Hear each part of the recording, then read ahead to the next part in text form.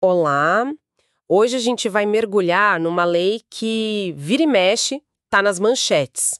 A Lei número 1079 de 1950.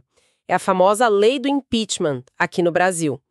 Ela que define os crimes de responsabilidade e também como é que funciona todo o processo para tirar do cargo as altas autoridades, né? Exato. Uma lei lá de 1950, mas que continua super relevante. Pois é, e a nossa fonte principal hoje vai ser o próprio texto da lei. A ideia não é, assim, esgotar juridicamente, mas entender o principal, sabe? O que essa lei diz que é tão grave a ponto de custar o cargo.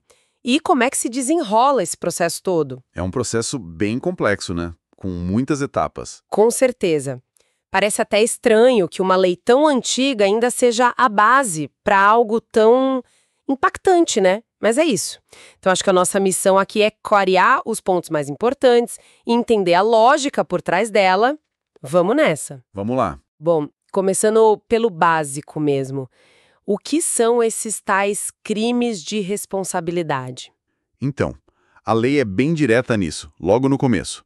Ela diz que são os crimes especificados nela mesma. Ou seja, não é qualquer crime comum do Código Penal. Ah, entendi. É uma lista específica. Isso. E a pena principal, se o processo for até o fim, é bem pesada. A pessoa perde o cargo e fica inelegível, né? Inabilitada para exercer qualquer função pública por até 5 anos. 5 anos. E olha que interessante, a lei fala que até a tentativa de cometer um desses atos já pode levar a essa punição, né? Exatamente. E é super importante, como você disse, frisar essa diferença. Crime de responsabilidade não é crime comum, tipo roubo, homicídio, essas coisas que vão para a justiça comum. Certo. Aqui a gente está falando de infrações mais político-administrativas, sabe? São atos de altas autoridades que atacam a Constituição, a estrutura do Estado, a separação dos poderes, a honestidade na administração. Entendi.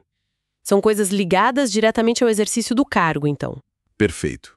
São atentados contra os deveres que vêm com esses cargos de altíssimo nível. E para o cargo mais alto, o de presidente da República, a lei, ela parece desenhar um quadro bem amplo de possíveis infrações, né? Sim, bastante amplo. O texto agrupa os atos em categorias gerais que já dão uma ideia da gravidade, né? Atos contra a existência do país, contra o livre funcionamento dos outros poderes, tipo legislativo e judiciário. Contra os poderes dos estados também. Isso. E contra os direitos dos cidadãos políticos, individuais, sociais, também contra a segurança interna, honestidade na administração. A lei orçamentária, o uso do dinheiro público. E até mesmo contra o cumprimento de decisões judiciais. É realmente um espectro bem vasto. Sem dúvida. Essa amplitude toda, ela reflete o tamanho da responsabilidade e o impacto que as ações de um chefe de Estado têm, né? Faz sentido. E dentro dessas categorias mais gerais, tem pontos bem específicos. Mas talvez um dos que sempre gera mais debate é a questão da probidade na administração. Ah, probidade. A lei menciona, por exemplo, um item que diz que é crime proceder de modo incompatível com a dignidade, a honra e o decoro do cargo. Esse ponto sempre me chamou a atenção. Incompatível com a dignidade, honra e decoro. Isso soa bastante subjetiva, não acha? Exato. Como é que se mede isso num processo formal? Não abre margem para interpretações meio elásticas, dependendo do momento político, talvez? Essa é, assim, precisamente a questão que juristas, analistas políticos discutem há décadas, né? Como é que você transforma essa avaliação de decoro, de dignidade, que tem uma carga moral subjetiva, em algo que pode ser provado, julgado num processo que, apesar de político, tem que seguir regras legais? Pois é, não tem uma régua clara, né? Não tem. A interpretação do que seria essa incompatibilidade pode variar muito com o tempo, com os valores da sociedade e, claro, com o contexto político da época em que o processo acontece. É um dos pontos onde essa natureza meio híbrida, sabe, jurídica e política do impeachment fica mais clara. Entendi. Faz todo sentido. Mas a lei não fica só nessas coisas mais aberta, certo? Ela também descreve umas ações bem concretas. Ah, sim, com certeza. Poderia dar uns exemplos para a gente ter uma ideia melhor da gravidade do que a lei considera crime? Claro, claro. A lei detalha muitas condutas, por exemplo, atentar contra a existência da União. Um dos itens fala em celebrar tratados, convenções ou ajustes que comprometam a dignidade da nação. Nossa. Ou atentar contra o livre exercício dos poderes. Aí tem coisas bem diretas, como tentar dissolver o Congresso Nacional. Tentar dissolver o Congresso. Isso é muito sério. Extremamente sério. Ou opor-se diretamente por fatos ao livre exercício do poder judiciário, quer dizer, impedir na prática que o judiciário funcione. Pesado? E na parte dos direitos dos cidadãos, a lei fala em coisas como impedir por violência, ameaça ou corrupção o livre exercício do voto, ou violar patentemente qualquer direito ou garantia individual que está na Constituição. E tem toda uma parte grande sobre a questão fiscal e orçamentária, né? Que inclusive foi atualizada mais recentemente lá em 2000. Ah, a parte fiscal. Essa aí sempre dá o que falar, né? O que a lei destaca nessa área? Então, a lei trata como crime de responsabilidade, por exemplo, coisas como ordenar despesas não autorizadas por lei ou contrair empréstimos sem autorização legal. O básico do controle, né? Sim. E com a atualização de 2000 entraram umas figuras mais específicas, sabe? Ligadas a práticas fiscais que talvez ficaram mais comuns ou preocupantes. Coisas como as famosas pedaladas fiscais, né? Ou operações de crédito irregulares. Tipo, Pegar um empréstimo adiantando receita de imposto que nem foi gerado ainda. Isso a lei de 2000 colocou lá como crime de responsabilidade. entendi. Então não é só roubar dinheiro, no sentido mais direto, é também a má gestão grave, o descontrole fiscal, que pode ferrar com o funcionamento do governo todo. Exatamente. Se a gente conecta isso com o quadro geral, vê que esses crimes orçamentários, fiscais, eles não são só errinhos de contabilidade, sabe? Eles podem estar escondendo uma situação financeira que não se sustenta, podem indicar que o dinheiro está sendo usado para outra coisa, ou simplesmente mostrar uma gestão temerária, né? Que afeta a capacidade do Estado de entregar serviços, de cumprir as obrigações. É um controle importante sobre como o dinheiro público é gerido. Ok, acho que deu para ter uma boa ideia do tipo de ato que a lei vê como crime de responsabilidade. Agora, como é que isso vira um processo de impeachment, na prática? Quem pode começar tudo? Então, a lei diz que qualquer cidadão pode apresentar uma denúncia. Qualquer cidadão mesmo? Qualquer cidadão. Mas, claro, não é só chegar lá e acusar, né? Tem umas formalidades. Imagino. Quais? A denúncia tem que ser assinada com firma reconhecida e, o mais importante, tem que vir com provas. Documentos, por exemplo, ou, se não tiver os documentos na mão, indicar onde eles podem ser encontrados. Ou ainda apresentar uma lista de testemunhas, no mínimo 5. Certo, precisa ter alguma base sólida. Exato. E um ponto crucial. A denúncia só pode ser recebida enquanto a pessoa denunciada ainda estiver no cargo. Depois que saiu, aí esse processo específico já não cabe mais. É outra história. Entendi. E o processo em si para presidente e ministros? Como ele se divide? Você falou que era complexo. Ele tem 2 fases bem distintas em 2 casas do Congresso. Primeiro, a denúncia vai para a Câmara dos Deputados. Ok, começa na Câmara. Isso. A Câmara não vai julgar o mérito final se a pessoa é culpada ou inocente. Ela funciona mais como um tribunal de pronúncia, digamos assim. Pronúncia, o que significa isso? Significa que ela vai decidir se a acusação tem fundamento suficiente para ser levada a julgamento. É tipo um filtro inicial. Um filtro, que imagino não seja tão fácil de passar, né? O que é preciso na Câmara para a acusação ir para frente? Precisa de bastante apoio político. Para a Câmara autorizar que o Senado abra o processo de impeachment, precisa do voto favorável de 2/3 dos deputados. 2/3. Uau, é uma maioria bem qualificada. Muito qualificada. Se não atingir esse número, a denúncia é arquivada e pronto. Nossa, 2/3 é realmente... não é trivial conseguir isso. E como funciona essa análise lá na Câmara, assim, de forma resumida? Bom, de forma bem simples, a denúncia chega, aí ela é lida e vai para uma comissão especial. Essa comissão tem representantes dos partidos. Certo. Aí essa comissão vai analisar a denúncia, vai ouvir a defesa do acusado, pode pedir mais informações, diligências, ouvir testemunhas. O acusado tem direito a se defender bastante já nessa fase. E depois? Depois de tudo isso, a comissão faz um parecer, dizendo se recomenda que a acusação vá adiante ou não. Esse parecer é que vai ser votado lá no plenário da Câmara. Ah, tá. E a votação é aberta? Sim, votação nominal. Cada deputado vota e diz seu voto. Se os 2/3 necessários aprovarem o parecer que recomenda a acusação, aí sim se considera que a acusação foi decretada e o processo segue para a segunda fase. E nesse momento, se a Câmara aprova por 2/3, o que acontece com o acusado? Ele continua trabalhando normalmente? Não de jeito nenhum. A partir do momento em que a Câmara decreta a acusação, com esses 2/3, o presidente ou ministro é imediatamente afastado das funções. Afastado? Na hora. Na hora, fica suspenso do cargo e passa a receber só metade do salário. Metade do salário. Isso. E essa suspensão dura até a decisão final lá do Senado. É uma consequência bem forte e imediata. Caramba! Entendi.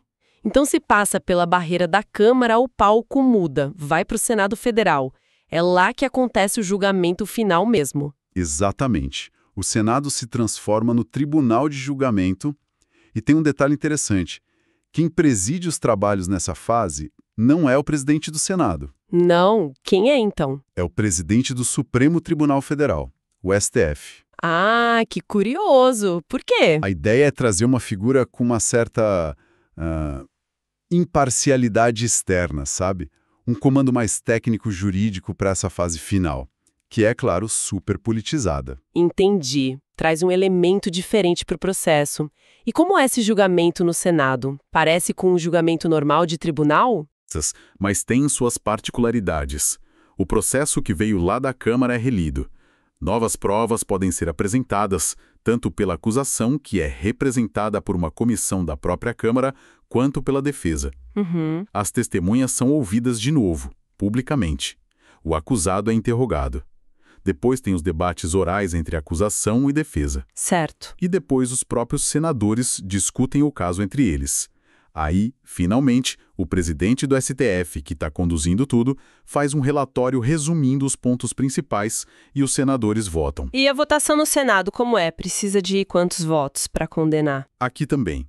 Exige-se de novo uma maioria qualificada bem alta. 2/3 dos 33 senadores presentes na sessão. Não basta a maioria simples. 2/3 de novo. Sim, a mesma fração que foi exigida na Câmara só para autorizar o processo, agora é necessária no Senado para condenação definitiva. 2/3 nas duas casas, isso realmente mostra que a decisão de tirar um presidente ou um ministro exige um consenso político muito forte, né? Exatamente. Por que será que a exigência é tão alta assim? Qual a sua visão sobre isso? Olha, essa exigência de 2/3, tanto na Câmara para admitir quanto no Senado para julgar, eu acho que reflete a gravidade que é remover um governante eleito ou uma autoridade desse nível. Sim, é muito grave. Busca garantir que a decisão tenha uma legitimidade política bem ampla, sabe? Que não seja só fruto de uma maioria que se formou ali na hora ou de uma instabilidade política passageira. É uma espécie de salvaguarda para a estabilidade das instituições. Embora, claro, não elimine a tensão política toda que vem junto com o processo, né? Claro, claro. E se essa maioria de 2/3 for alcançada lá no Senado, quais são as consequências finais? Acabou? Se for condenado, sim. A consequência imediata e automática é a perda definitiva do cargo. A lei até usa uma expressão em latim, ipso facto, que quer dizer pelo próprio fato da condenação.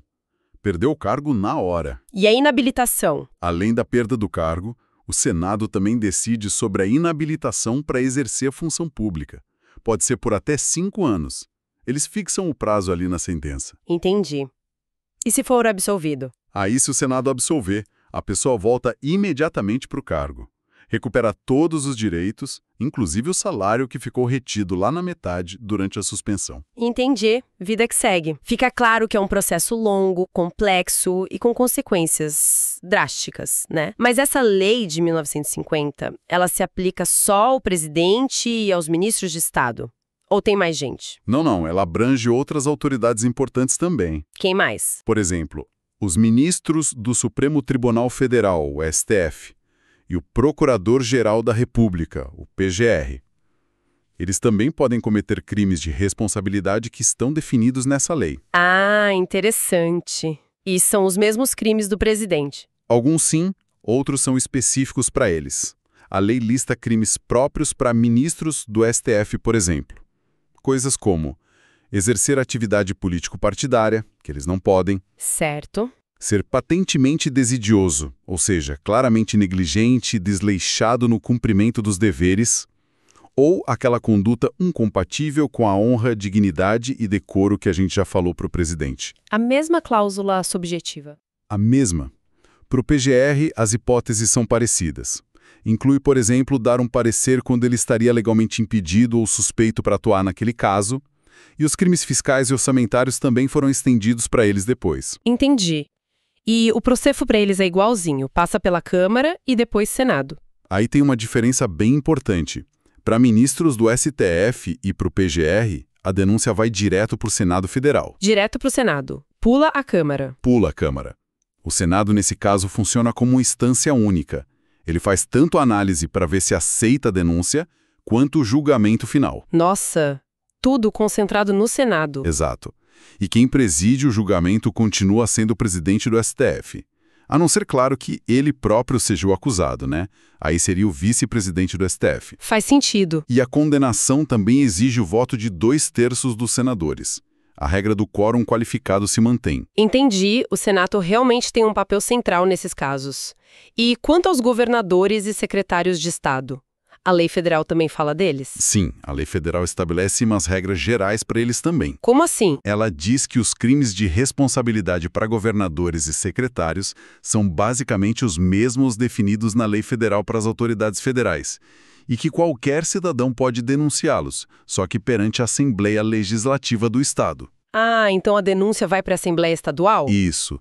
E como funciona o processo e o julgamento nesses casos? Segue o modelo federal. Então a lei federal diz que o processo e o julgamento têm que seguir o que está definido na Constituição Estadual.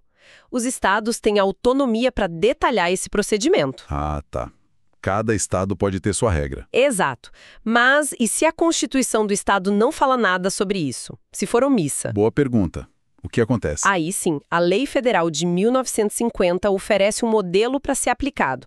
Ela diz que, nesse caso de omissão, o julgamento seria feito por um tribunal especial misto. Tribunal misto? Como assim misto? Seria um grupo formado por 5 deputados estaduais e 5 desembargadores do Tribunal de Justiça do Estado. E quem presidiria seria o próprio presidente do TJ local. Que interessante! Uma mistura de políticos e juízes. Exatamente. Uma solução híbrida, né, para suprir a falta de regra na Constituição Estadual.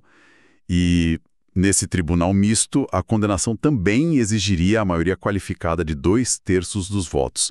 E resultaria na perda do cargo e na inabilitação por até 5 anos, igualzinho aos casos federais. Uau! Realmente é um sistema bem abrangente, né?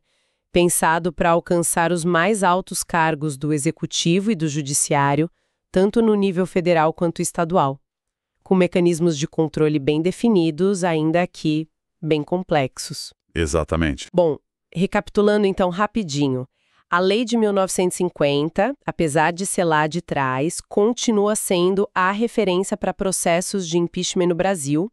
Ela define uma lista de infrações graves, de natureza político-administrativa, que vão desde ameaças à estrutura do Estado, aos direitos dos cidadãos, até a má gestão do dinheiro público. O processo para presidente e ministros tem 2 fases. Câmara autoriza, Senado julga. Para ministros do STF e PGR, é fase única. O Senado decide tudo.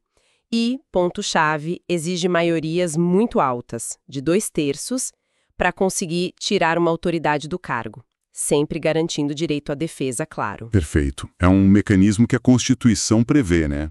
De freios e contrapesos, desenhado para ser usado em situações excepcionais mesmo, de grave violação dos deveres do cargo. Exato. E para a gente fechar a nossa conversa, eu queria voltar naquele ponto que a gente achou interessante, das cláusulas mais abertas da lei, sabe? Tipo aquela do procedimento incompatível com a dignidade, a honra e o decoro do cargo. Sim, a cláusula mais subjetiva. Isso. Pensando nela, que reflexão final a gente poderia deixar aqui? Olha, uma reflexão que surge direto do que a lei coloca, né? É sobre essa tensão que sempre existe entre a necessidade de ter regras claras, objetivas, e a natureza que é, assim, intrinsecamente política desses processos. A lei tenta detalhar um monte de condutas objetivas, é verdade, mas, ao manter essas cláusulas mais subjetivas, como essa do decoro, ela acaba abrindo um espaço que é inevitável para interpretação. Sim. E essa interpretação, mesmo que seja feita dentro das regras do processo legal, ela pode sim ser influenciada pelo clima político do momento, pela pressão da opinião pública, pelas disputas de poder que estão acontecendo. É difícil separar, né? Muito difícil. Então, fica a questão, né? Como é que a gente garante que a aplicação dessas normas mais abertas se mantenha fiel ao espírito da lei, que é punir desvios graves de conduta, sem acabar caindo num uso puramente de ocasião, sabe? Ou até numa criminalização da própria atividade política. É um equilíbrio muito delicado e que é testado o tempo todo na prática. Fica aí a provocação para quem nos ouve pensar a respeito.